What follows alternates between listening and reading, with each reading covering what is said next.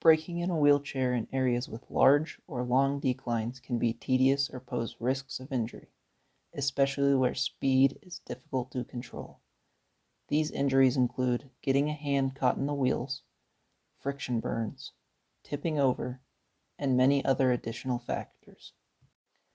Our solution is to put brakes onto the wheelchair itself.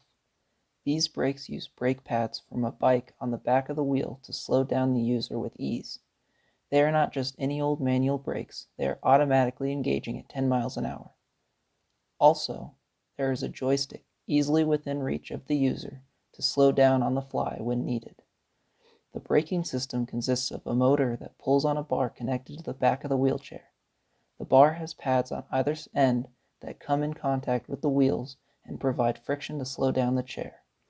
An infrared sensor on the wheels is used to gauge how fast the chair is going, so the brakes know when to engage. To be able to disengage the brakes, the motor must be able to run in both directions. To do this, we have to switch the polarity of the motor. We achieve this by creating a switch with a servo that alternates between 4 bolts. One pair has normal polarity, while the other is its reverse. When there is no input, the servo rests in a neutral position, not touching any bolts. This safely controls speed to be constrained to a manageable level, making the user feel safe and in control. Utilizing both a user control that can be activated at any time and an automatic control that engages the brakes after a certain speed threshold has been passed, so if the user is unable to engage the user control for the brakes, they will be engaged automatically, reducing the risk of injury dramatically. Initially, we intended to reuse brakes from a bike as a way to both have a reliable braking system and add a manual way for the user to engage the brakes. After some sizing and measuring, we decided that with the specific braking system from the bike we had, we could not mount it directly to the wheelchair frame as intended. We then decided to use a plank of wood as our method of braking, as it was sturdy and reliable.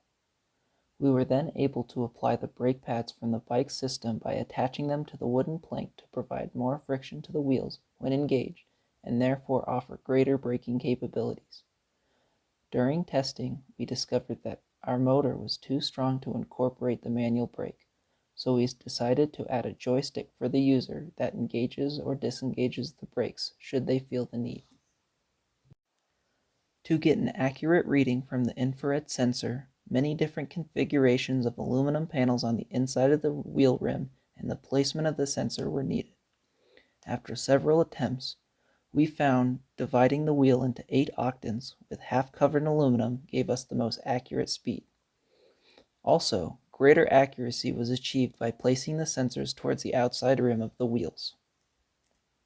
If we were to continue to make improvements with more time and money, we would start by making a more compact and aesthetic solution.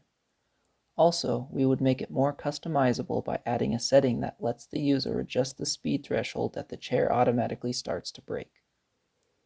Finally, a completely self-sustaining unit using regenerative braking would be a goal we would strive to meet in the future.